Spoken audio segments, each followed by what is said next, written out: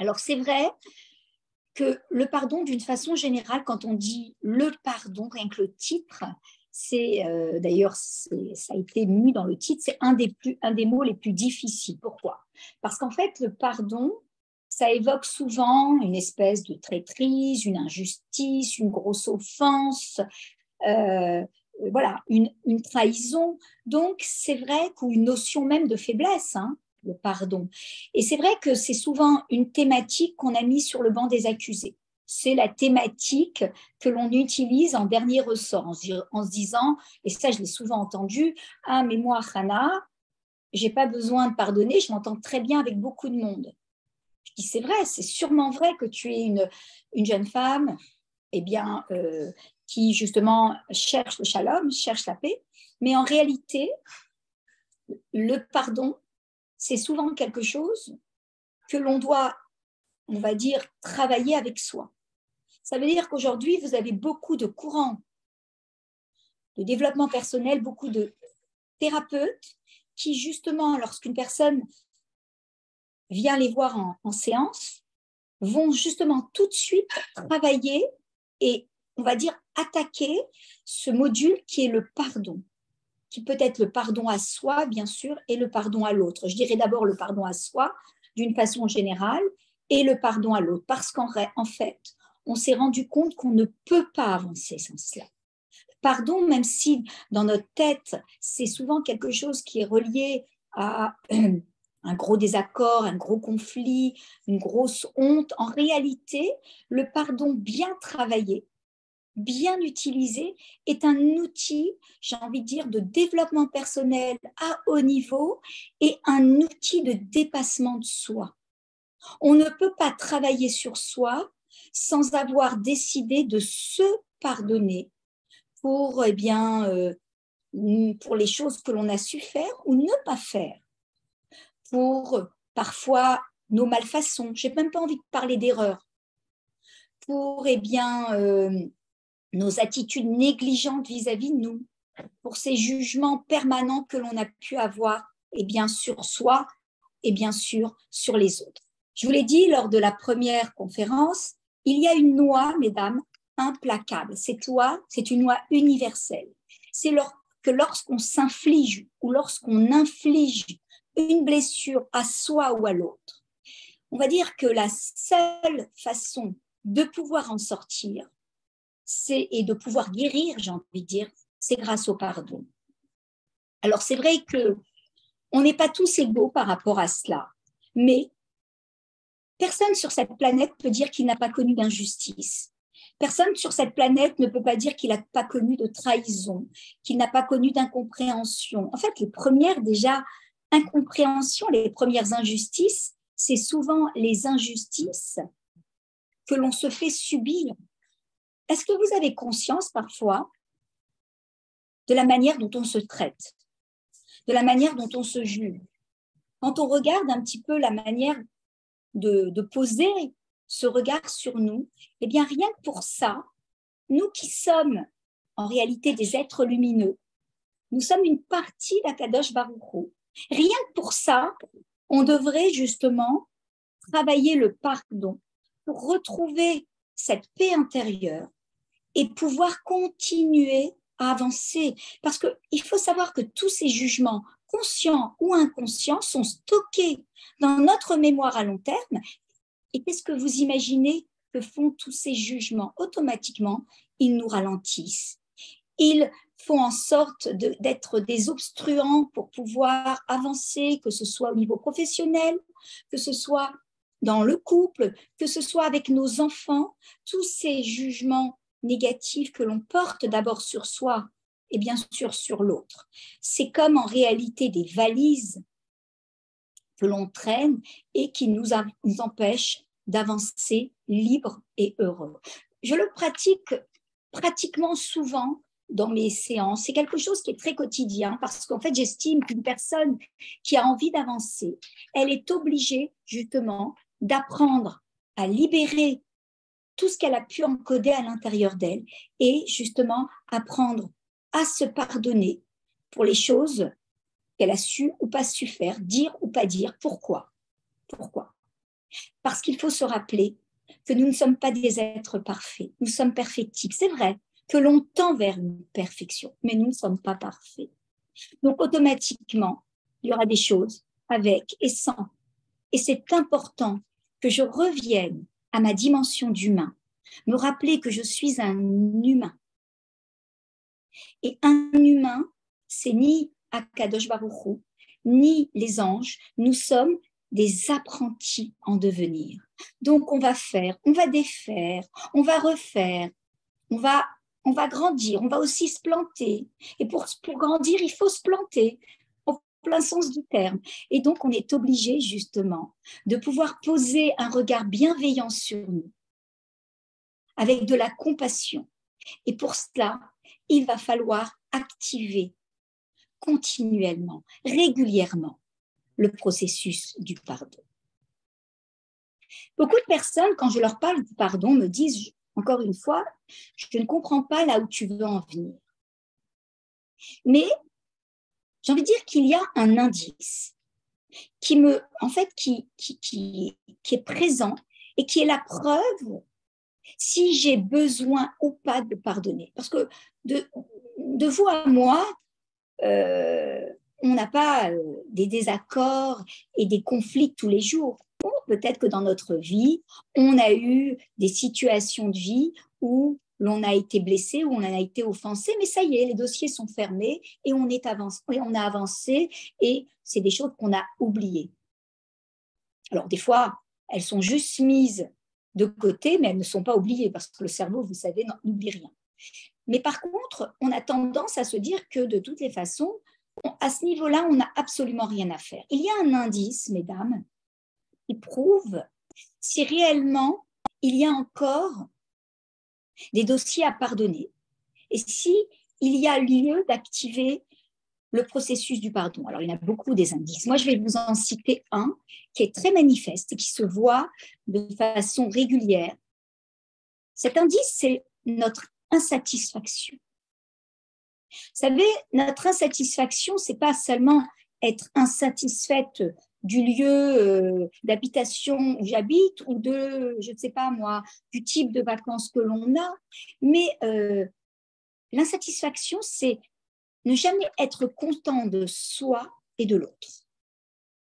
Je ne sais pas si ça vous parle, mais ça, c'est un indice qui montre qu'en réalité, il est urgent d'activer le processus du pardon. Ne jamais être satisfaite de soi et de l'autre. Être continuellement dans un jugement permanent.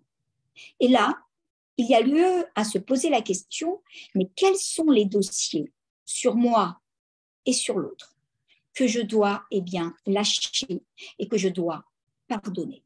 La fois dernière, dans notre première conférence, on a parlé de 4 points pour pouvoir justement avancer et se libérer et être libre et heureux. Ces 4 points pour pouvoir pardonner, c'était déjà reconnaître sa blessure, c'est-à-dire réouvrir les dossiers. On va en parler un peu plus ce soir. Reconnaître sa blessure, vous savez, l'homme a tendance à mettre de côté les dossiers qui font mal. On a peur de réouvrir, on a peur d'être écorché, parce qu'on se dit, nous allons ressentir des émotions négatives et on n'a pas envie, on n'a pas le temps d'abord. On n'a pas le temps de ressentir des émotions négatives. Donc, qu'est-ce qu'on fait? On met ça sur le côté. Donc, reconnaître sa blessure. On reviendra sur ce point. Avoir de la compassion, bien sûr, pour cette personne qui a été blessée. D'accord? Avoir de la compassion aussi pour la personne qui nous a blessés. C'est difficile d'avoir de la compassion parce qu'en fait, c'est un être humain, on va dire, c'est un apprenti et malheureusement, c'est quelqu'un d'inconscient qui lui-même assujetti à son propre passé, à ses propres blessures. C'est comme ça qu'il faut voir les choses. Même si c'est compliqué, d'accord? C'est pas tant la personne que l'on pardonne, mais c'est l'acte. Cette personne est assujettie à ses ressentis, à ses schémas archaïques, et c'est plutôt cela qu'il va falloir pardonner. Et troisième point, c'était, eh bien, se pardonner à soi et pardonner l'autre. On avait vu ça, je ne sais pas si vous vous souvenez. Et le quatrième point qui avait été évoqué dans cette conférence, c'était, eh bien, donner un sens à sa blessure. Donner un sens à sa blessure pour pouvoir, eh bien, avancer. Alors, ces points-là, on va les revoir un peu plus en profondeur parce que j'avais trouvé qu'on les avait survolés. Et justement, j'avais demandé à Élodie, qu'il a si justement bien compris, de remettre une conférence parce que je trouvais qu'un sujet, une thématique aussi importante, on ne pouvait pas la survoler de cette façon. Je vais vous donner aujourd'hui des nouveaux outils qui vont vous permettre encore de faire un pas, de passer au niveau supérieur pour pouvoir avancer et pouvoir, eh bien, justement, vous délester de tout ce qui pourrait s'appeler des encombrants. Imaginez-vous avoir une table, une grande table de salle à manger. Et sur cette table de salle à manger, vous avez beaucoup de dossiers ouverts. Une table qui est remplie de dossiers ouverts. D'ailleurs, il n'y a même plus de place pour en mettre d'autres. Ces dossiers, ils attendent d'être complétés, d'être fermés, d'être clôturés pour les mettre sur l'étagère où l'on peut écrire dossier classé. En fait, les dossiers où l'on n'a pas mis une fin, où l'on n'a pas choisi justement de mettre le mot de la fin, d'interpréter, de finir ce dossier avec notre interprétation, notre conclusion, eh bien, ce sont des dossiers qui sont là, qui sont ouverts, qui sont latents et qui attendent tout simplement qu'on vienne pour pouvoir les clôturer. Donc, imaginez-vous une vie avec des dossiers qui sont là, qui s'accumulent et qui, en vérité, attendent d'être clôturés. C'est des fois des dossiers qui, en fait, remontent du passé ou des dossiers qui remontent d'un passé plus proche, sur lesquels on n'a pas compris, on n'a pas accepté, et finalement, eh bien, ne font que créer une surcharge cognitive, là, une charge au niveau eh bien, de l'esprit, et nous empêche de pouvoir avancer et se concentrer sur d'autres dossiers. Vous savez, mesdames, je dis souvent que l'on a un capital d'énergie. Par exemple, vous avez un verre avec de l'énergie. Vous comprenez que lorsque vous prenez cette énergie et que vous la mettez dans certains aspects de votre vie ou dans certains dossiers, vous en avez beaucoup moins. Pour le reste, automatiquement, il y a des dossiers où vous y allez en traînant la patte, avec beaucoup moins d'énergie, alors que ce sont des dossiers qui sont importants pour vous. Que ce soit l'éducation des enfants, que ce soit eh bien, l'amélioration de votre relation de couple. Il y a des dossiers qui ont besoin d'énergie. Et là, nous, qu'est-ce que l'on fait? On dilapide notre énergie en laissant finalement des dossiers ouverts. C'est comme sur votre portable, ces pages sur Internet que vous laissez ouvertes qui pompent votre énergie et vous n'avez plus d'énergie. Et finalement, le téléphone fonctionne au ralenti et vous avez du mal à accéder là où vous voulez arriver. Ben, c'est pareil, il va falloir mettre une fin à ces dossiers, les clôturer pour que vous puissiez avancer. C'est comme si je vous disais, je vais vous chanter une mélodie, je ne chante pas bien, mais je vais essayer. La, la, la, la, la, la, la. Et là, il manque une touche. Il manque la note finale. Et cette note finale, elle laisse quelque chose, un arrière-goût, un goût de manque, un goût de quelque chose qui n'est pas fermé. Et cette note qui est là dans l'air, finalement, eh bien, fait que la chose ne soit pas terminée et développe chez moi une espèce de frustration, une recherche de quelque chose qui, en réalité, si je ne fais pas un travail, eh bien, finalement, la recherche ne se fera pas et le dossier ne sera pas clôturé. Alors, j'espère que j'ai été claire, mais je dis souvent que dans la vie, si l'on veut changer de trajectoire, il faut changer d'histoire. Oui, ça veut dire quoi changer de trajectoire? Pour changer de trajectoire, il faut changer d'histoire. Notre histoire, c'est notre histoire, mesdames. On ne peut pas la changer. Mais vous avez un seul pouvoir. c'est de pouvoir clôturer comme vous le voulez. Ce n'est pas tant l'expérience qui est importante, et vous le savez. C'est l'interprétation que moi j'en donne. C'est l'interprétation que vous en donnez. C'est pour ça qu'on dit, lorsque tu veux changer de trajectoire, change ton histoire. C'est pas qu'on va raconter une autre histoire, mais on va clôturer le dossier à haut niveau. Et ça, c'est capital. On va réapprendre à réécrire notre histoire pour que notre histoire ne nous tire pas vers le bas et que notre histoire soit pas un facteur obstruant à ma vie. Et pour cela, je vais vous donner un outil que j'utilise beaucoup et qu'on utilise beaucoup en séance quand on a envie justement de lâcher les dossiers, de se défaire, d'avancer, de pardonner. C'est qu'on va essayer de se reconnecter à des grosses expériences de vie. On a tous des grosses expériences de vie qui nous ont fragilisés. Alors souvent on dit, mais ce dossier-là, moi je l'entends beaucoup en séance, on dit, Hana, ce dossier-là, j'y pense plus, c'est terminé, c'est pas la peine de le réouvrir. Je dis, ok, tu as peut-être raison, mais tu sais qui va nous le dire? C'est ton corps. Tu sais ce qu'on va faire, si tu veux bien. On va se reconnecter à ton corps. Et ton corps, lui, il est prioritaire. Et il parle. Je vais te demander de te remettre dans cette situation, juste d'essayer de revivre. Et tu vas essayer justement d'écouter ce que ton corps dit à ce moment-là. En règle générale, ce qui nous fait garder ce souvenir à l'intérieur de nous, c'est quoi? Ce sont nos émotions, les émotions que l'on a ressenties. Ces émotions-là qui sont restées bloquées là, à l'intérieur de nous font garder ce souvenir. Regardez, qu'est-ce qui, en fait, qu'est-ce qui vous fait garder en mémoire le jour de votre mariage ou le jour du mariage de vos enfants? C'est les émotions que vous avez ressenties.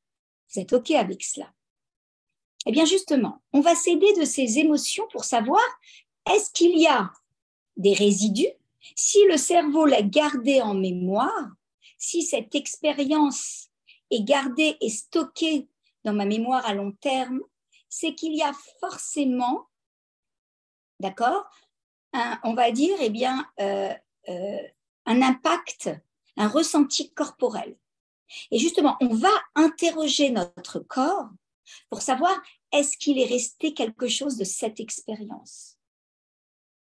Parce qu'en fait, s'il est resté des incompréhensions ou une conclusion qui me tire vers le bas ou de la rancœur vis-à-vis de moi ou de l'autre, automatiquement, vous comprenez bien, encore une fois, je mets une couche à l'intérieur de moi et automatiquement, je me surcharge. Donc, pour pouvoir justement réouvrir les dossiers, faites-le, vous allez voir, essayez de vous reconnecter à des expériences de vie qui vous semblent avoir été peut-être clôturées.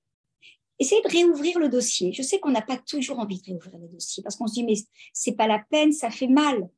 Cette offense m'a beaucoup fragilisée, c'est OK. Mais en fait, on l'a vu, tant que je ne clôture pas cette offense, en vérité, je me donne la possibilité, on va dire ça comme ça, de vivre 2 fois l'offense. Une fois lorsque j'ai été offensée, et aujourd'hui, en réalité, lorsque je fais que recréer au quotidien cette offense dans mon quotidien. Parce qu'en fait, on pense souvent vivre des nouvelles situations, mais on ne fait que recréer les empreintes du passé, mesdames. Donc, c'est important de s'aider. Et Baruch Hashem, Akadosh Baruch Hu nous a donné un corps majestueux où tout y est pour pouvoir nous aider à avancer et à grandir. Il faut juste savoir bien l'utiliser. Donc, quand on a envie de savoir, est-ce que sur ce dossier X, il reste encore des résidus, il reste des choses des points qui attendent d'être clarifiés. Je me connecte à mon corps et mon corps agit vite. Mon corps ne ment pas. Et lui va me donner l'information et très vite, lorsque j'ai revisualisé l'expérience, je vais avoir des sensations corporelles sur mon corps qui vont me dire « Eh oui, Hana, tu as des choses à clôturer. Il y a des choses, si tu as des ressentis qui remontent, eh bien, c'est qu'il y a encore des points à travailler. Donc, on prend la situation et là, on prend son stylo, on prend une feuille et on écrit. On écrit tout ce qui a pu se passer, tout ce que je me souviens, globalement, plus précisément. J'écris. J'écris également mes ressentis. J'écris également peut-être les pensées que j'ai pu avoir ou les pensées que j'ai aujourd'hui. Mais j'écris. Je laisse mon stylo parcourir ma feuille. Et vous savez, ce qui est intéressant, c'est qu'en faisant cet exercice, il y a peut-être même d'autres expériences qui vont remonter. Laissez votre stylo. Et là, je vais tout de suite m'arrêter une fois que j'ai bien noté tout cela. Cette situation où j'ai été offensée, ou eh bien peut-être j'ai perdu pied. Et je vais écrire tous les désavantages que cette situation a pu générer dans ma vie à ce moment-là et après. Donc, je prends un temps de conscience et j'écris. Je prends le temps. Vous savez que quand vous écrivez, vous activez des nerfs, vous activez une partie du cerveau que vous ne pouvez pas faire même avec votre pensée. Donc, c'est très important d'écrire. C'est pour ça qu'un coach, quand il reçoit en séance, il écrit. C'est une meilleure façon de pouvoir clarifier les choses et aller beaucoup plus en profondeur. À part cela, une fois que j'ai écrit tous les désavantages générés, vous savez qu'une situation même la plus difficile que l'on a pu vivre a des avantages. Vous allez dire, ah bon, mais comment des avantages? Oui, des avantages. Elle a forcément généré des avantages. Ah bien, du coup, je suis rentrée dans un rôle de victime et j'ai eu de la compassion de mon entourage. Ça peut être ça. J'ai commencé justement à peut-être les avantages, à faire un tri dans mes amis depuis cette offense. Je me suis davantage recentrée sur ma famille. Peut-être, ça peut être ça.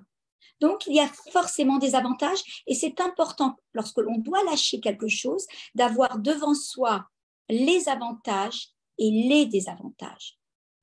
Et c'est là, à ce quatrième point, que je vous demande d'être attentive, et c'est là le travail, en vérité, la conclusion à haut niveau, c'est de pouvoir tirer une force vivante que je choisis d'installer dans mon quotidien. Je vais tirer une force de cette situation que je vais installer dans mon quotidien. Et je vais le planifier, savoir quelle action poser, quand, avec qui. C'est pas juste une force, j'en tire une force, c'est qu'à partir d'aujourd'hui, je m'efforce de m'affirmer, par exemple. Oui, ça c'est bien de développer l'assertivité. Mais comment je vais le faire? Avec qui je vais commencer? Par quoi je vais commencer? Ça, il va falloir suivre l'avancée des choses. C'est pas juste un mot. Et là, qu'est-ce que vous avez fait de cette situation, de cette offense? Vous en avez fait une force vivante pour votre vie. Quelque part, vous n'avez pas donné raison à l'offenseur. Vous avez grandi. C'est devenu un outil d'évolution. Les choses sont complètement différentes. Parce qu'en fait, sinon, si je reste dans l'offense, dans des conclusions négatives, non seulement j'aurais donné raison à mon offenseur, mais en plus de ça, je continuerai à perpétrer l'offense dans ma vie.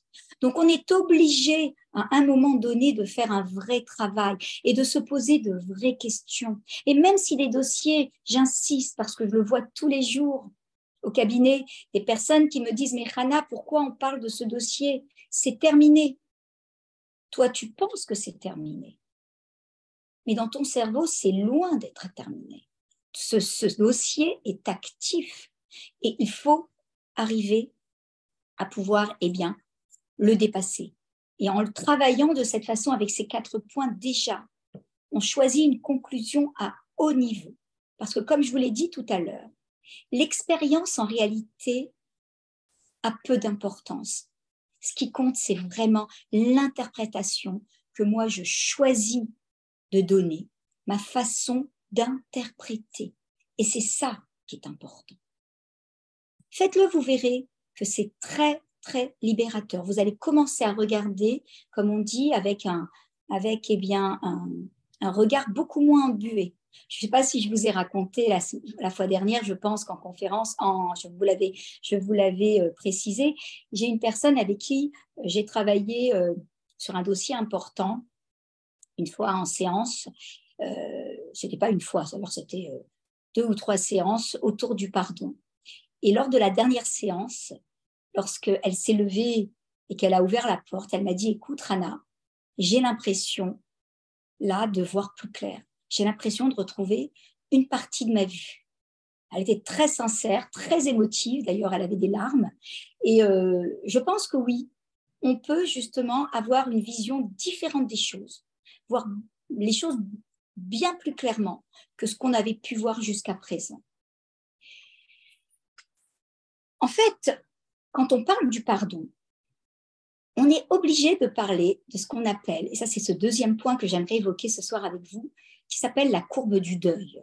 Oui, quand on vit comme ça on va dire une blessure, une offense, automatiquement, il y a en réalité, pour pouvoir se défaire de cette offense et avancer, se regarder et regarder l'autre différemment, il va falloir passer des points importants. On appelle ça la courbe du deuil. Pourquoi? Parce que au travers de cette offense, eh bien malheureusement, il y a plusieurs projets, plusieurs espoirs qui se sont envolés. On imaginait développer une relation avec cette personne, une très belle relation, et finalement, ce n'est pas du tout ça. Donc, tous nos espoirs, toutes nos pensées, toutes nos projections tombent à l'eau.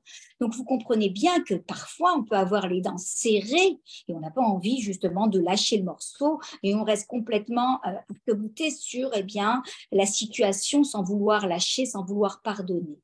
Et pour pouvoir justement avancer tranquillement et arriver à ce qu'on appelle à nouveau une quête de sens, il va falloir passer les étapes.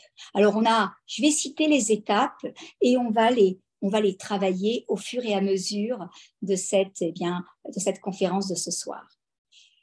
On se prendra, si vous le voulez bien, un petit temps après pour peut-être poser des questions si vous en avez, parce que je pense que c'est une thématique qui doit soulever à l'intérieur de vous plusieurs questions. Et si, avec plaisir, je répondrai.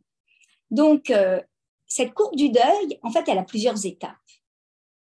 Cette courbe du deuil, on l'utilise aussi, malheureusement, quand on perd une personne. C'est quelque chose par lequel il faut passer pour pouvoir arriver à redonner un nouveau sens à sa vie et ne pas rester complètement bloqué dans la situation. Donc, la première étape, bien sûr, c'est le choc.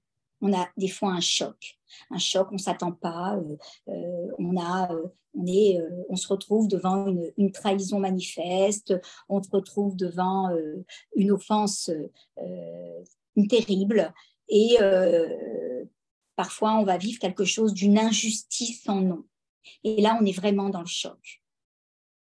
Après ce choc, une grosse partie de personnes vont choisir le déni, vont choisir de dire moi je ne veux plus rentrer dans cela, je mets ça de côté, et on est dans une forme de déni, c'est-à-dire qu'on est dans le déni de soi, on est complètement presque anesthésié de nos émotions parce que cette situation nous a fait très très mal. On est dans le déni aussi vis-à-vis des autres. Bon, de toutes les façons, ce dossier, je l'ai terminé, je l'ai clôturé, je ne veux plus entendre parler de tout ça. Pour moi, il est passé et c'est terminé, je veux avancer. Mais en réalité, il va falloir sortir de ce déni pour rentrer dans des composantes de vie que le ciel nous a données qui vont nous aider, qui s'appellent nos émotions.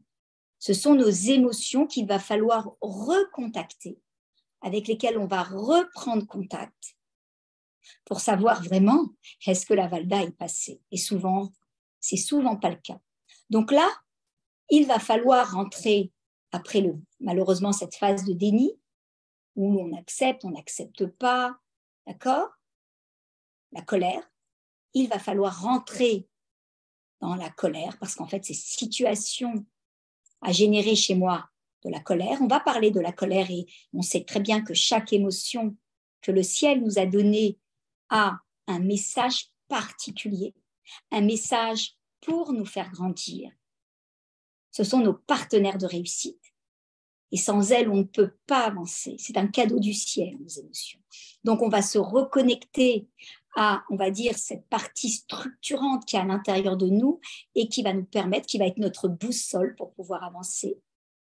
C'est ma colère, c'est ma peur et c'est ma tristesse. On va en parler. On va rentrer dans le message de chacune de ces émotions. C'est comme si on leur disait, viens ici, toi, qu'est-ce que tu as à me dire? Quel est ton message?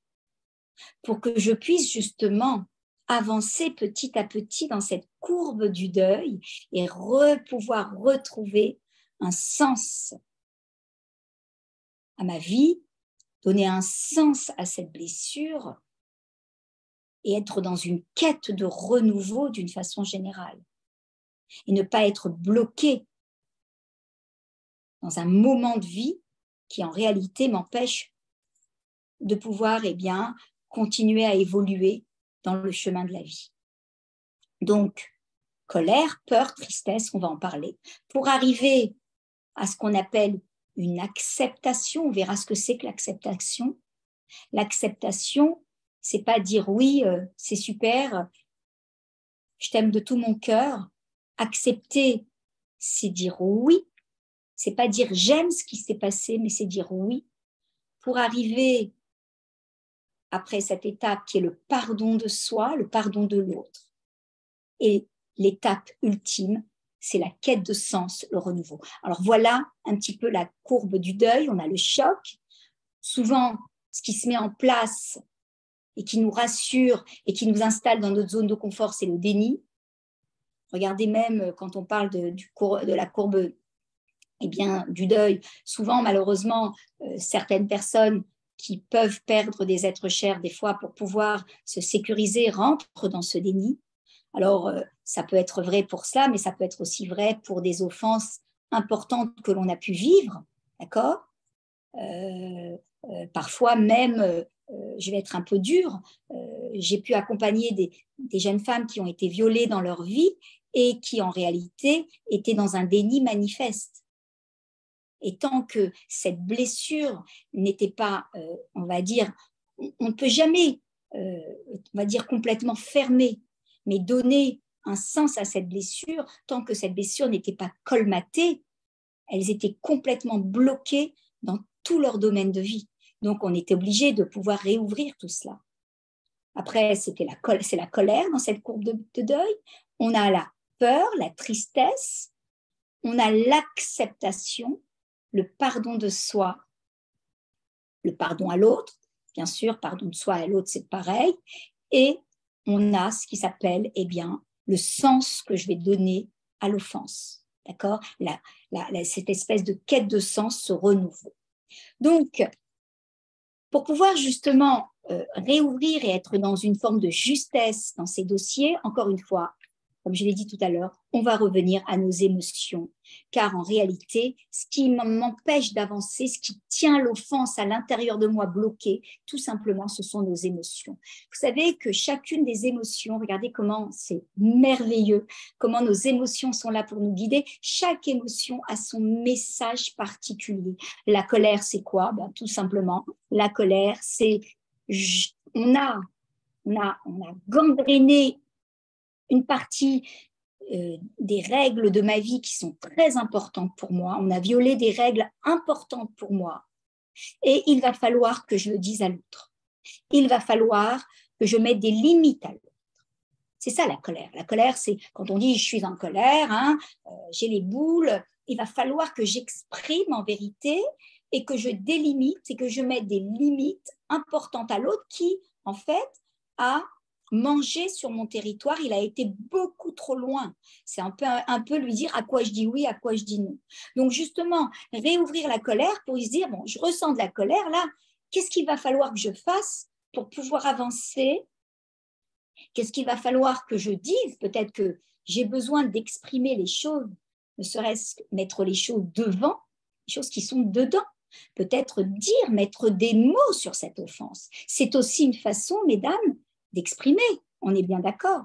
Il y a plusieurs façons d'exprimer. Je peux vous exprimer des choses, mais je peux prendre mon cahier, mon journal de bord et exprimer tout ce que j'ai envie d'exprimer. Et ça aussi, c'est une grande forme d'expression, parfois même des fois beaucoup plus concluante que tout ce que je pourrais dire à l'autre. Deuxième émotion, la peur. La peur, c'est quoi? La peur, c'est qu'en fait, une nouvelle situation apparaît et qu'il va falloir que je m'y prépare.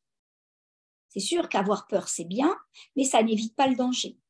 Donc la peur, c'est de devoir peut-être affronter à nouveau cette personne, de devoir peut-être redéfinir, on va dire, une relation, l'installer, avoir peut-être faire appréhender que je vais devoir peut-être choisir telle ou telle relation et c'est moi qui vais définir et peut-être savoir appréhender la façon de réagir des autres. Donc, on me demande justement, devant cet inconnu, de pouvoir m'y préparer. Vous voyez comment les choses sont bien faites. Et la tristesse, bien sûr, la tristesse, vous le savez, c'est faire tout simplement le deuil d'une relation que je pouvais imaginer et démarrer, on va dire, un autre type de relation avec cette personne.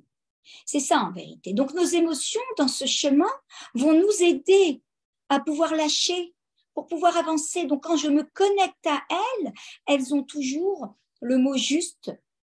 Et même si parfois je vais poser des questions et je n'aurai pas les réponses, mais le fait que je connaisse en réalité le message de chacune d'elles, ça va me mener à pouvoir poser les bonnes actions.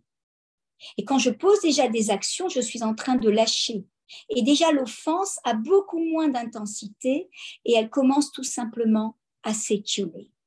Une fois que j'ai passé ces étapes au niveau émotionnel, je peux rentrer dans ce qu'on appelle l'étape de l'acceptation. Encore une fois, accepter, ça ne veut pas dire aimer ce que l'on a vécu. C'est tout simplement dire oui. Oui à la vie. Ça veut dire quoi? Oui à la vie.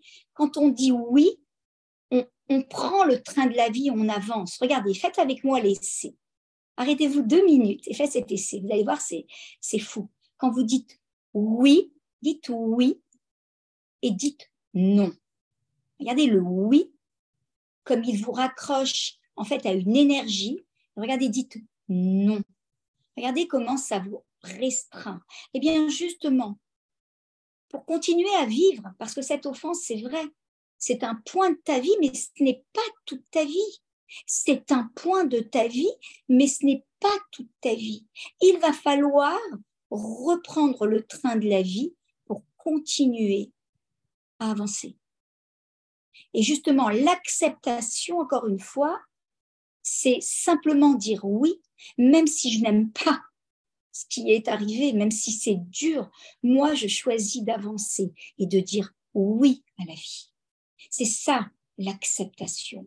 On ne peut pas changer quelque chose qu'on n'accepte pas. Encore une fois, même si c'est compliqué, je comprends qu'il y a des offenses qui sont terribles.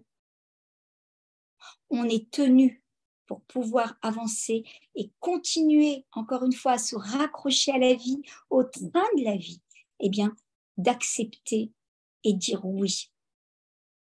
Souvent, quand on parle de pardon, j'en reviens souvent, on est souvent, encore une fois, tendu vers l'autre. Ce qui nous vient directement, c'est l'autre. C'est l'autre qui m'a offensé et c'est l'autre que je dois pardonner.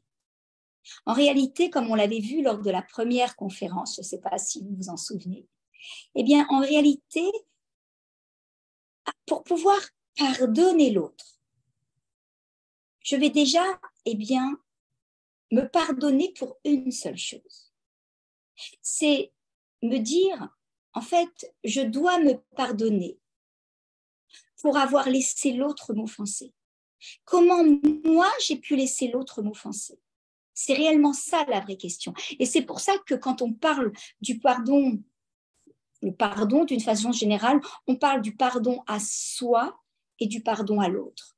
Parce qu'en réalité, il y a une partie de nous qui dit, mais comment moi, j'ai pu laisser l'autre me traîner dans la boue? Comment j'ai pu laisser l'autre m'humilier?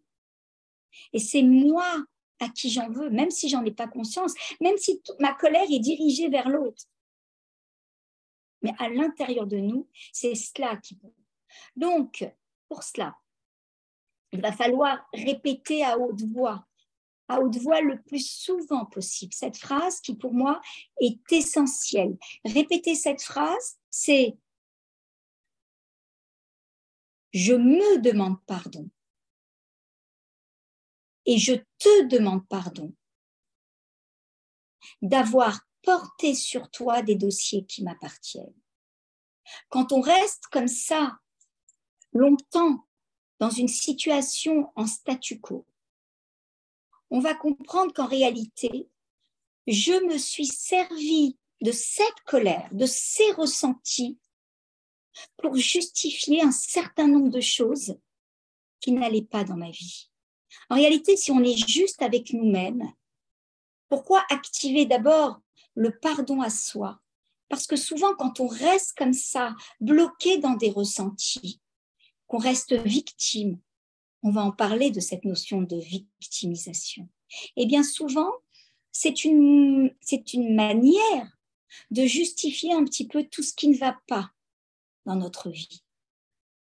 C'est une façon un petit peu de se servir de ce que l'autre a fait pour un peu montrer tout ce qui n'allait pas ou tout ce qui ne va pas dans notre vie. C'est pour ça qu'on dit, en fait, je me sers de toi, je me sers de cette offense.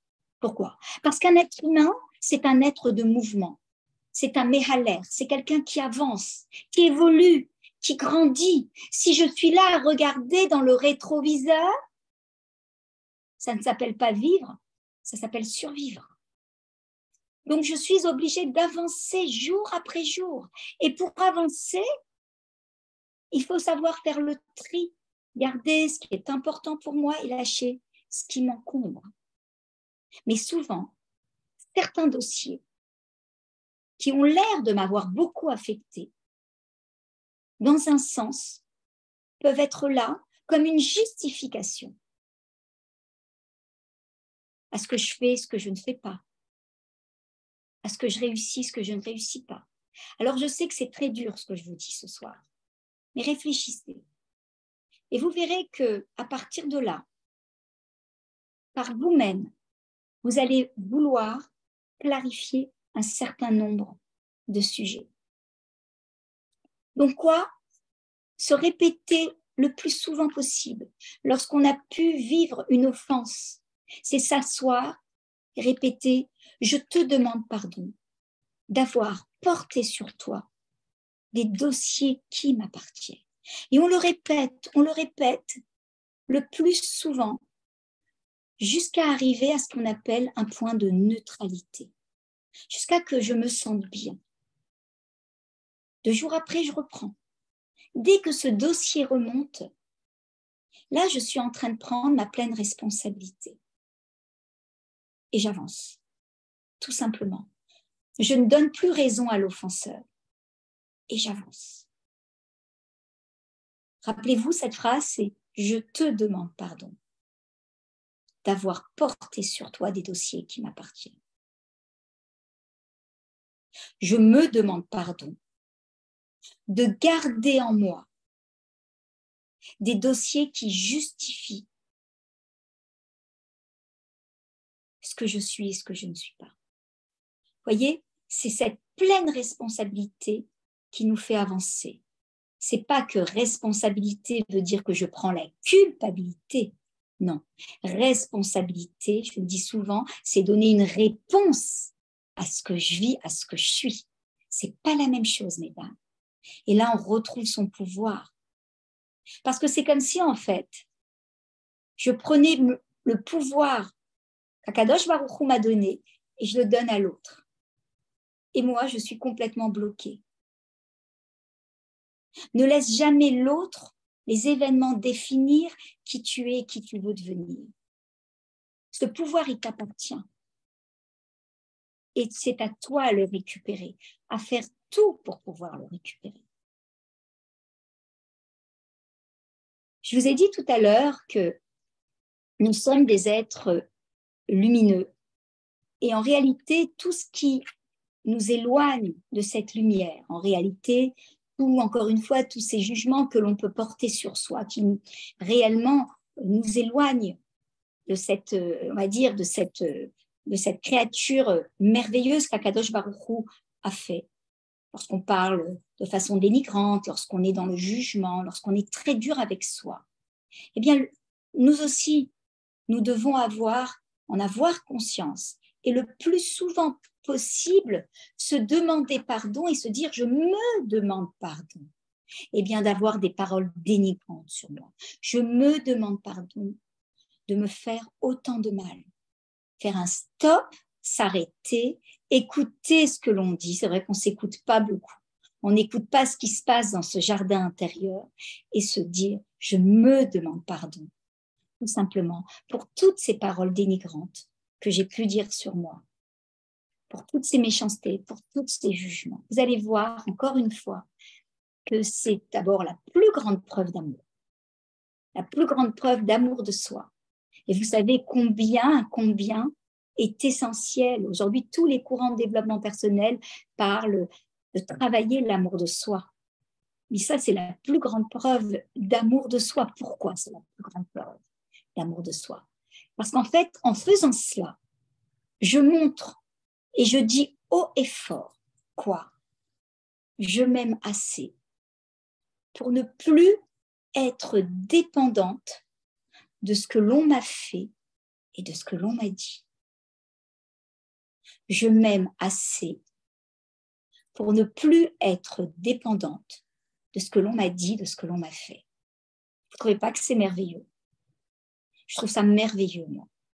Finalement, c'est la plus belle chose que l'on peut se donner. C'est une vraie preuve d'amour de soi, c'est un cadeau, tout simplement, que l'on se fait. Parce qu'il faut savoir que c'est grâce à l'amour, l'amour a permis tout simplement de faire émerger des choses merveilleuses. C'est grâce à l'amour que vos enfants vont grandir, vont devenir des hommes et des femmes responsables et des hommes droits. C'est grâce à l'amour que les plus grandes choses ont pu pointer leur nez. Je dis souvent que l'amour, c'est la force du créateur. La peur, c'est la force tout simplement de la victime. Donc, justement, pour ne pas rester dans un rôle de victimisation, notre but à nous, c'est de justement essayer de se donner ce que l'on mérite, tout l'amour. Et lorsque justement, je choisis de lâcher cette situation, c'est réellement me prouver que je me valide, que je le mérite et que je m'aime assez pour pouvoir lâcher ce dossier et avancer en toute liberté. Il est clair que de toutes les façons, il y a un proverbe chinois qui dit, que j'aime beaucoup, il est clair que si je ne le fais pas, si je reste dans la vengeance, en fait, eh bien, la personne qui choisit la vengeance, ce proverbe dit, doit creuser 2 tombes. Celle de l'autre personne, bien sûr, et la mienne. Donc, c'est important aujourd'hui de pouvoir sortir de là, quand une offense a été faite, et essayer de retirer au plus vite ce poison, en fait, qui circule à l'intérieur de moi, qui est un venin, et qui va altérer d'abord même des parties du corps que le ciel m'a donné pour pouvoir avancer, va altérer ma vie, mes relations, et va être vraiment un obstruant. Vous savez, quand on parle de vengeance, on parle des 3 R. On parle beaucoup en coaching. R, les 3 R, c'est R comme ressenti, R comme revanche et R comme regret ou comme remords. Quand on a un ressenti que l'on ne travaille pas, que l'on laisse sans surveillance, s'installer en CDI, une offense qu'on a pu avoir, quelqu'un qui nous a fait honte, C'est sûr que parfois, on ne peut pas venir sur le moment, à l'instant T pour en parler. Il faut attendre. Il faut attendre que, en fait, eh bien, les choses s'apaisent, que je descende de mes tours pour pouvoir en parler. Peut-être qu'il est impossible d'en parler et je vais pouvoir en parler à mon meilleur ami qui est mon cahier. OK. Mais il est clair que lorsque l'on ressent quelque chose et que l'on ne traite pas cette information et qu'on la laisse en surveillance, que l'on laisse ce ressenti sans surveillance, automatiquement, même si dans notre tête on dit bon, ça y est, on est passé à autre chose. Je vous l'ai dit, le cerveau n'oublie rien, il y aura une revanche. On va réagir peut-être au mauvais moment et à la mauvaise personne. Il y aura une revanche. Et automatiquement, une fois qu'on s'est apaisé et qu'on est rentré dans un sas de conscience, il y aura du remords, du regret, ressenti, revanche et remords, regret. Parce qu'en fait, on est des êtres de lien. On est des mammifères et on aime le lien. Tout ce qui nous sépare du lien nous fait souffrir, même si on ne peut pas être en lien avec tous, mais on a besoin de liens. Bien sûr, différents types de liens, mais nous avons besoin de liens. Donc, c'est sûr que dépasser son ego qui est « j'ai été blessé », c'est à moi qu'on doit venir, c'est vers moi que l'on doit adresser le pardon, sinon je ne bouge pas d'un iota. C'est vrai que c'est compliqué, je l'avoue, Nida, c'est très compliqué. Mais le regret, le remords, c'est une plus grosse torture. Il est dur de sortir tout simplement et de sortir de sa zone de confort et justement dépasser cet ego, c'est vrai. On a été offensé et moi je suis en train de vous dire, faites ce travail pour vous, pour ne pas rester dans l'offense. Pourquoi ?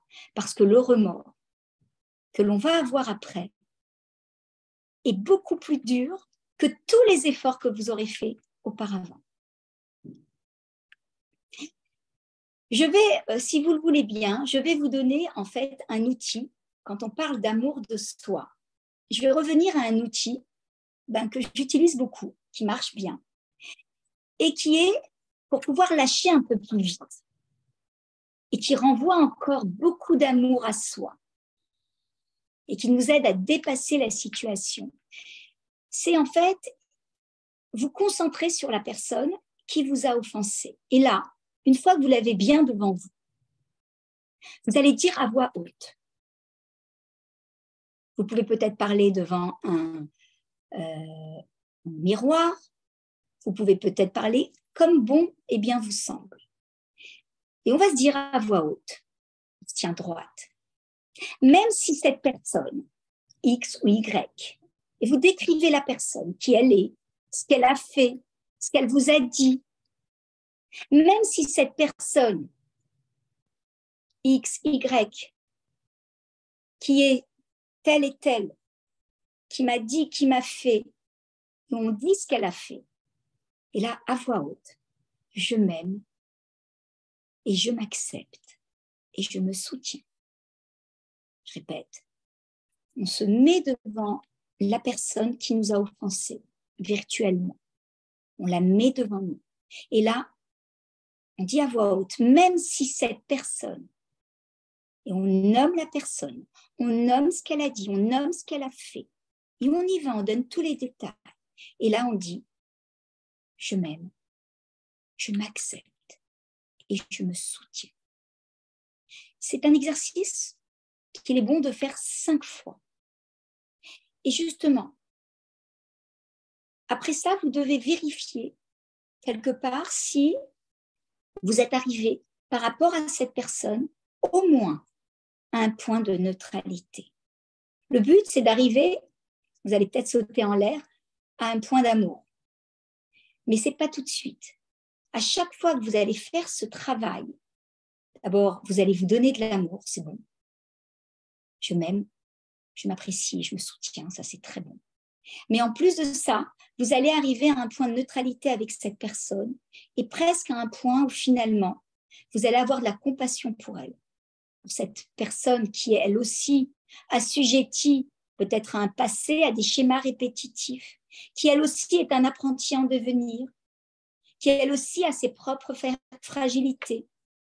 Et vous allez arriver finalement à un point où vous allez ressentir de la compassion concernant cette personne. Donc, à chaque fois que ces situations d'offense reviennent, appliquez-vous de vous arrêter et juste concentrez-vous sur la personne et envoyez-vous ces messages forts.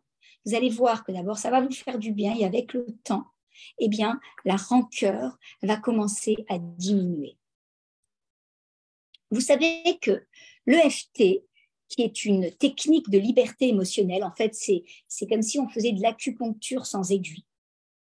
On va tapoter, en fait, des zones du corps pour pouvoir justement faire, où les nervis seraient bloqués, pour pouvoir faire à nouveau circuler l'énergie. Ça marche très, très bien, surtout lorsqu'il y a des émotions qui sont bloquées.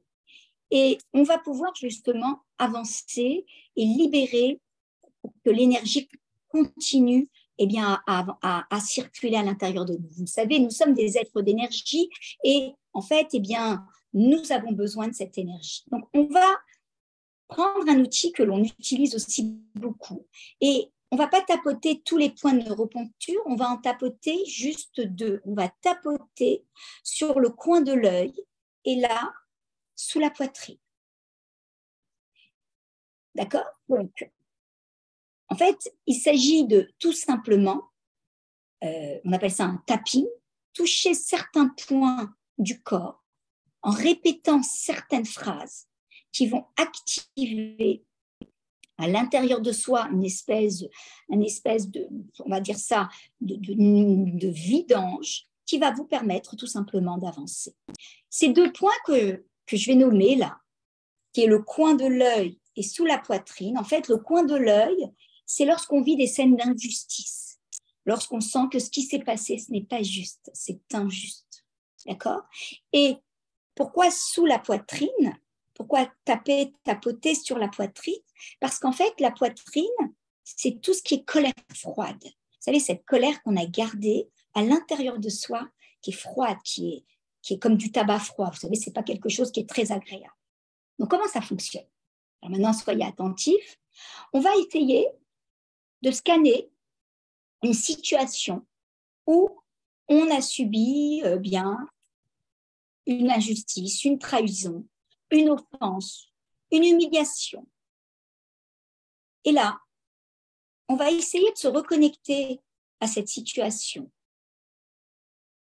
Et on va essayer de s'auto-évaluer par rapport à la force de cette situation. En fait, à combien cette situation m'impacte-t-elle aujourd'hui? À quel point cette situation a-t-elle un impact dans ma vie? Par exemple, sur une échelle de 1 à 10, 1, elle n'a plus du tout d'impact. 10, elle a énormément d'impact. Ça peut être 6, ça peut être 7. Et là, une fois qu'on a donné un chiffre, qu'on s'est auto-évalué, on va commencer justement notre tapping, notre ronde de tapping, et on va justement exprimer sa colère. Comment? On va tapoter ici sur le coin de l'œil et on va dire « je suis en colère ». Oui, je suis en colère. Cela bout dans mon ventre et on tapote, on tapote, on tapote. C'est normal que je sois en colère, vu ce que j'ai vécu, vu cette offense. Et on tapote encore. Je suis en colère et on tapote. Cela bout dans mon ventre. C'est normal que je sois en colère, vu ce que j'ai passé, vu cette offense. Et on le refait plusieurs fois. Ne me croyez pas, faites-le. Très intéressant. Mais ce qui serait plus intéressant encore, c'est lorsque vous tapotez, de pouvoir écrire en réalité tout ce qui remonte, toutes les pensées, tous vos ressentis, tout ce qui vous apparaît sur la personne. Notez-le parce qu'en réalité, ce sont des dossiers sur lesquels vous allez devoir travailler. En fait, ce sont des indications, des sujets qui vous seraient peut-être parus anodins par rapport à cette situation sur lequel, eh bien, des détails qui peut-être jusque-là vous paraissaient des détails, mais qui sont restés bien ancrés à l'intérieur de vous. Donc, une fois que vous travaillez, que vous tapotez et que vous répétez ces phrases, s'il y a justement des pensées qui reviennent, notez-les. Parce que ces pensées, ces images, peut-être ces ressentis, justement, ont besoin d'être travaillés. Donc, ça peut être, on repart pour une séance de tapping, mais là, on scanne ce qu'on vient de faire remonter. Par exemple, j'ai été humiliée lors d'une réunion professionnelle. On m'a humiliée devant tout le monde. D'accord ? Donc, je tapote. Je suis en colère. Oui. Cela bout dans mon ventre. Et on tapote au moins 7 fois. C'est normal que je sois en colère, vu cette offense. Et on tapote. Continue, on reprend. D'accord ? Une fois que les idées sont remontées, on peut repartir et scanner une autre situation. Ça veut dire que si, par exemple, je me rappelle du regard méchant que ma collègue a eu sur moi, c'est quelque chose qui était passé à côté, eh bien, je repars sur ça, je scanne ça, je m'auto-évalue. Tiens, à combien aujourd'hui ça m'impacte ? À combien ça a un impact encore dans ma vie ? À combien ça me touche ?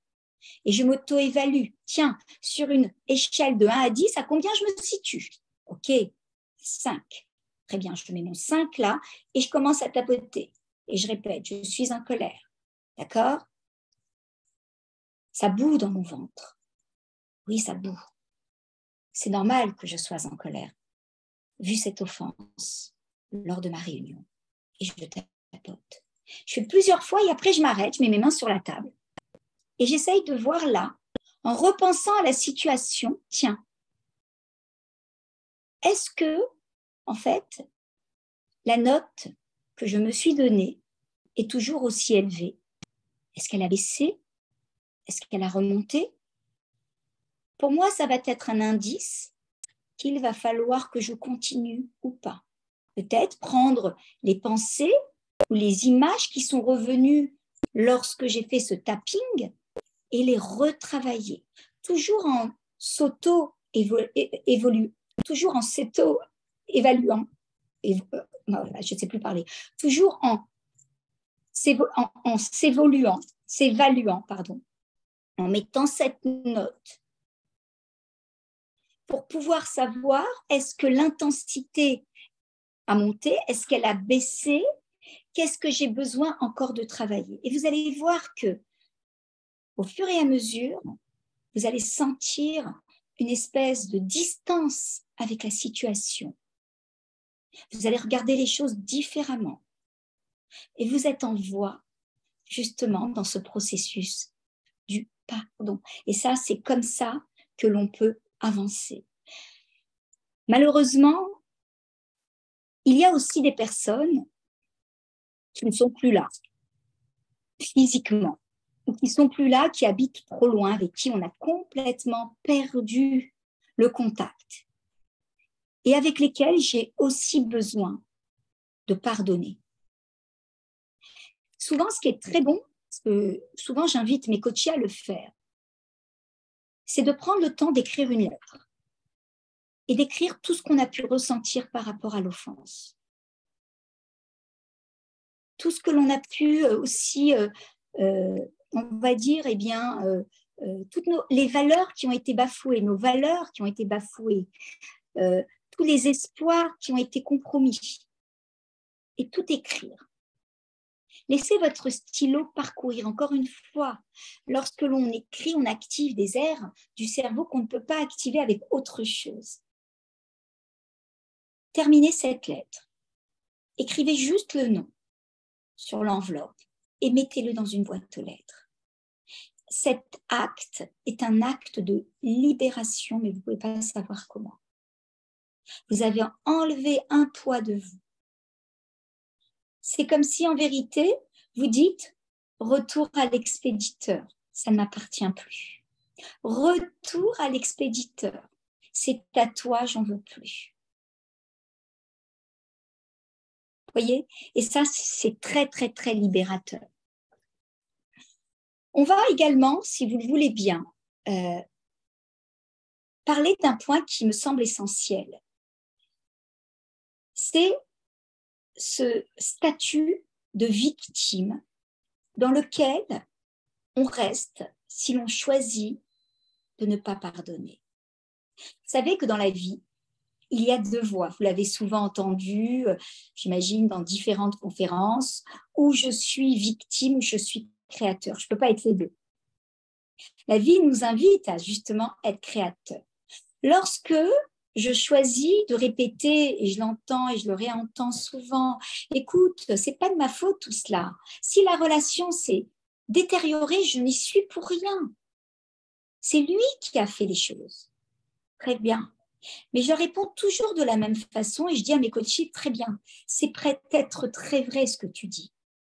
Mais lorsque tu dis que le problème est à l'extérieur, tu restes une victime.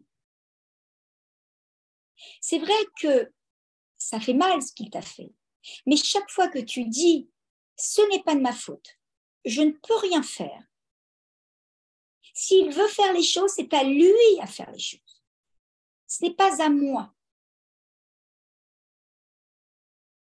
Eh bien, quelque part, je me mets dans un statut de victime parce que je mets le problème à l'extérieur de moi. Et qu'est-ce qui se passe? Quand on est victime, on ne bouge pas d'un iota. On se délaisse, on se défait, je vais dire ça comme ça, de quelque chose qui est tout simplement exceptionnel. C'est notre capacité à faire les choses, notre responsabilité. Et on n'avance pas.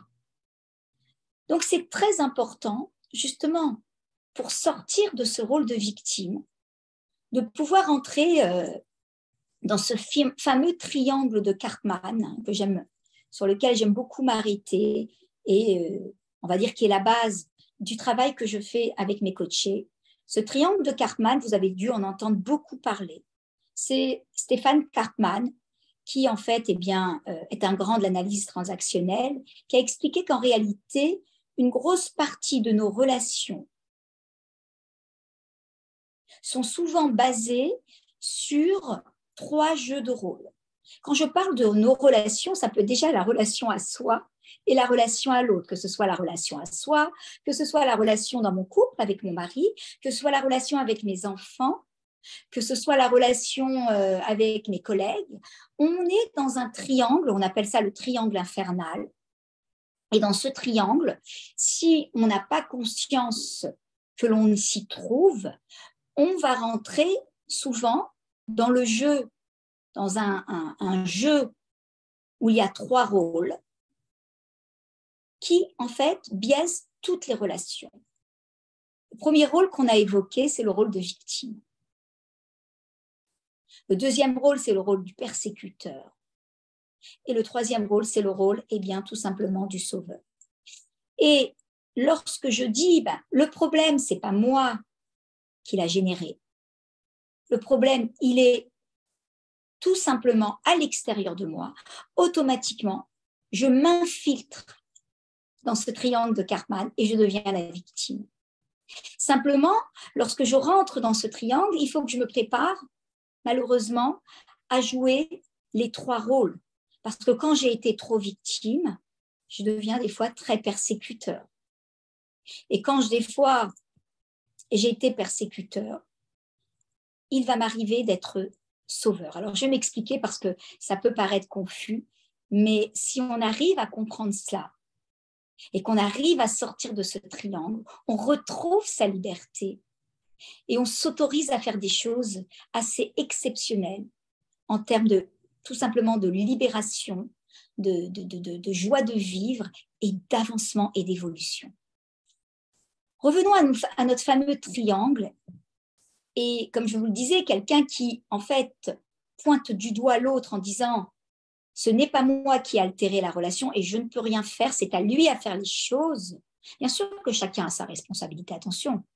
Bien sûr qu'il y a chacun a sa responsabilité. Moi, je prends ma part du gâteau. Même si lui, il est à 80%, on va dire, de la situation, il est complètement responsable, j'ai quand même 20 ou 30% qui m'incombent. D'accord? Il n'y a jamais 100% d'un côté et 0% de l'autre. Ça n'existe pas.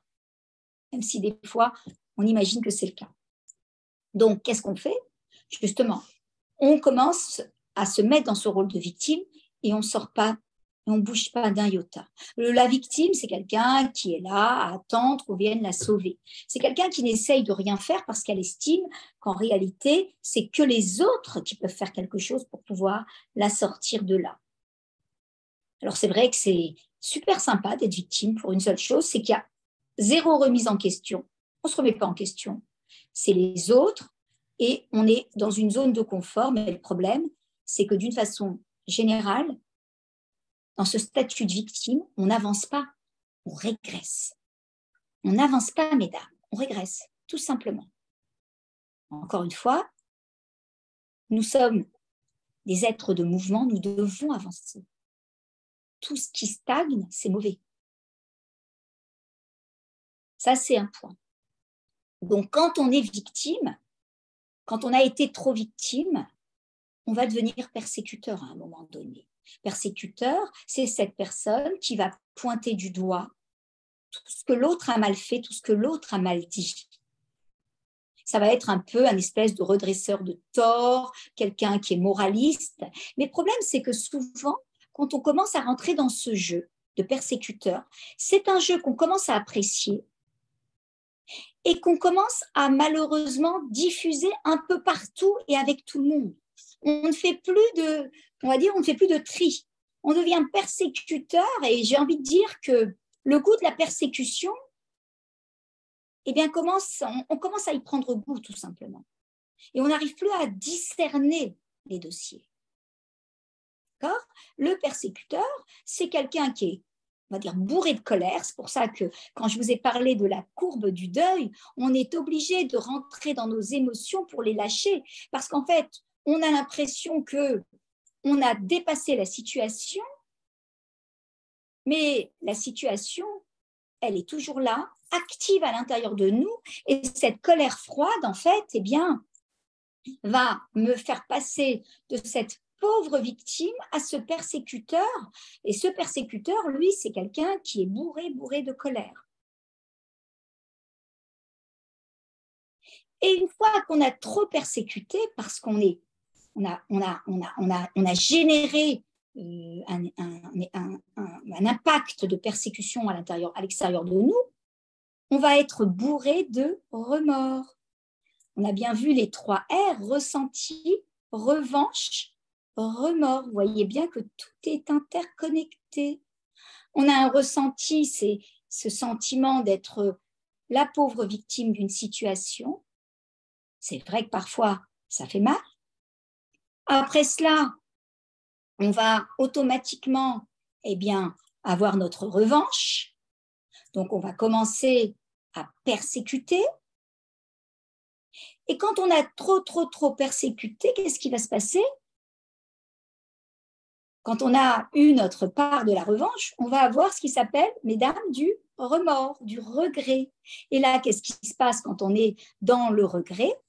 Eh bien, on va commencer à sauver, à essayer de sauver le monde, à essayer d'en donner, mais pas que, eh bien, à la personne, peut-être pas, mais autour de nous, on va essayer de se sentir un peu le centre et d'être là même quand on ne nous appelle pas, on va dire, eh bien, essayer de ressentir on va dire une utilité, et on va essayer un petit peu de sauver le monde. Vous savez, vous avez des gens, des fois, on leur demande rien, mais ils sont là à pouvoir nous rendre service. Alors vous allez dire, bah, c'est super, c'est de l'altruisme, c'est du Ahavat Israël, sûrement.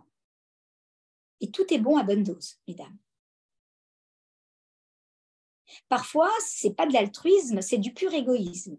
Pourquoi? Parce qu'en fait, quand on est comme ça persécuteur, on est bourré de culpabilité. Et justement, la nature prédominante du sauveur, c'est quelqu'un qui est bourré de culpabilité. Il a énormément de culpabilité, et justement, pour pouvoir la lâcher, pour pouvoir justement s'en défaire, il va commencer à essayer de donner au maximum à l'extérieur de lui pour s'en délester et pour pouvoir avancer. Donc, victime qui devient persécuteur, qui devient sauveur.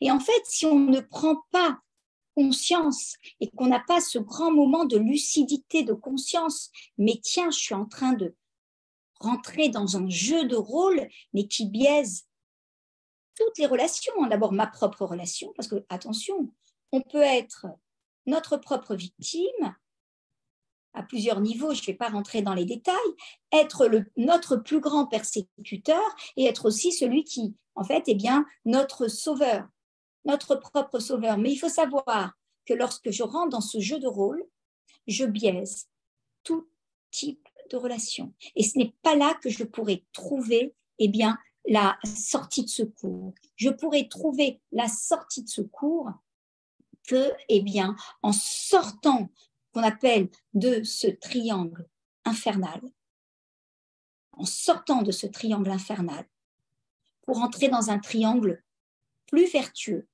qui serait les 3 P. P comme pouvoir, P comme puissance et P comme permission. Je ne vais pas m'arrêter sur pouvoir et puissance, mais je vais m'arrêter sur permission. Permission, c'est quoi? C'est s'autoriser à sortir de là, s'autoriser à revoir mes jugements pour pouvoir avancer librement. Alors, comment est-ce qu'on fait justement pour sortir de ce triangle de Karpman, ce triangle infernal, et rentrer dans ce triangle vertueux pour pouvoir développer ce qu'on appelle la permission. On appelle ça le triangle des 3 P. P comme permission, et s'autoriser justement à avancer. Eh bien, la première chose, à mon sens, c'est déjà d'identifier le rôle dans lequel j'aime être. Vous savez, on a tous un rôle prédominant. On a un rôle dans lequel on aime être. D'accord? Donc, prendre conscience qu'il y a un jeu de pouvoir qui s'est installé à l'intérieur de moi et il va falloir que j'en sorte. Ça, c'est la première des choses. Deuxièmement, identifier le rôle dans lequel l'autre m'invite à rentrer. Parce qu'en fait, l'autre, d'une certaine façon, il m'invite à rentrer peut-être dans ce rôle de persécuteur. Et décider de ne pas y rentrer. Ça, c'est la première des choses. Donc, définir et avoir conscience, repérer le rôle dans lequel j'aime être. 2, repérer dans le rôle dans lequel l'autre m'invite à rentrer et refuser d'y rentrer. À partir de là, vous allez pouvoir mettre les limites, c'est-à-dire mettre le cadre qui sera le plus juste pour vous dans cette relation. À quoi je dis oui, à quoi je dis non. Clarifier cette situation pour pouvoir justement définir ce qui est bon pour vous, vos besoins par rapport à la relation, par rapport à cette situation qui a été offensante, et pouvoir, vous rester le pilote à bord. Là, qu'est-ce que vous faites? Vous ne prenez pas votre pouvoir et vous le donnez à l'autre. Vous développez votre pouvoir et c'est vous qui restez pilote à bord et qui restez finalement tout simplement la personne qui avance. Parce qu'en fait, si je reste bloquée dans cette situation, comme je l'ai dit lors de la première conférence, c'est plus l'autre qui m'offense. C'est toi qui choisis de t'offenser. C'est toi qui choisis de garder bien bloqué à l'intérieur de toi tes ressentis. Tes ressentis t'appartiennent. C'est toi qui en fais usage. Ou de les mettre dans un sens, les mettre au service de ta vie, ou alors, au contraire, de les mettre contre toi. Donc, c'est à toi, c'est toi qui fais le choix. Nous sommes des êtres de choix. Et c'est important, justement, de prendre conscience, tiens, mais dans quel jeu là je suis rentrée? Je sais que lorsque je rentre dans ce triangle, d'abord, j'en sors pas sans conscience et je ne vais pas trouver la solution. Au contraire, j'engramme les choses, je les encode encore plus fort. Donc, il va falloir, prendre un temps, faire un stop, se dire, tiens, dans quel rôle là j'aime être? Entre nous, mesdames, on a tous un rôle favori. On a tous un rôle qu'on aime bien. D'accord? On aime bien des fois victime, persécutrice, sauveur. D'accord? Deuxièmement, quel est le rôle dans lequel l'autre m'invite à rentrer? En gardant cette offense, en boudant, en ne voulant pas lui parler. Dans quel rôle il m'invite à rentrer? Il m'invite à être réactive, persécutrice et refuser d'y rentrer pour pouvoir retrouver un chemin de vie lumineux et libre.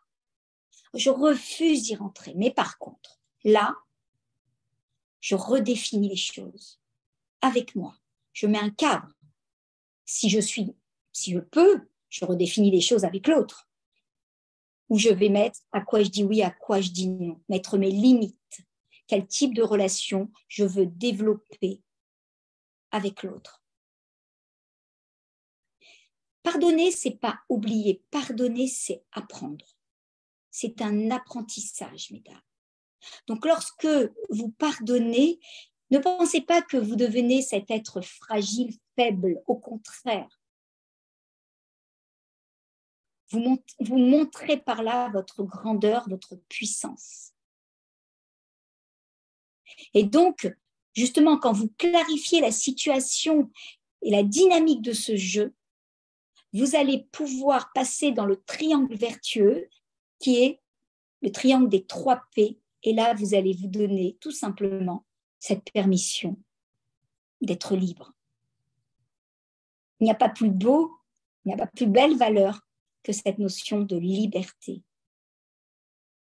Mais c'est encore quelque chose qui m'appartient. Une fois, je lisais un livre et c'était un livre d'une personne qui avait été dans les camps et qui en était sortie et qui avait dit une chose, une phrase qui m'avait beaucoup marquée. Je vais vous la partager. Ils ont eu mon corps, mais ils n'ont pas eu mon âme. Ça veut dire que, vous voyez, dans la pire des pires situations, dans des souffrances terribles,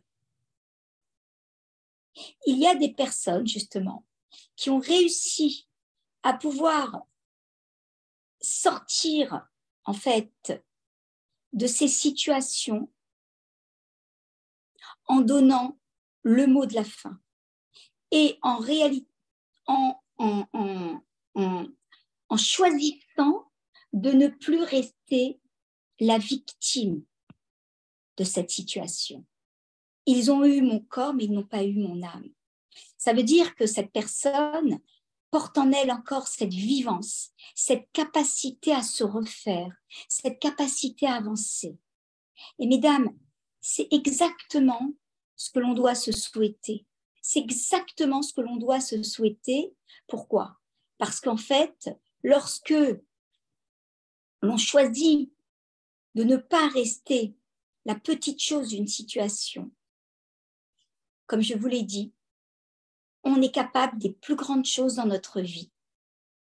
Et c'est on va dire, le plus grand outil de développement personnel, de dépassement de soi, où l'on va faire émerger tout notre potentiel.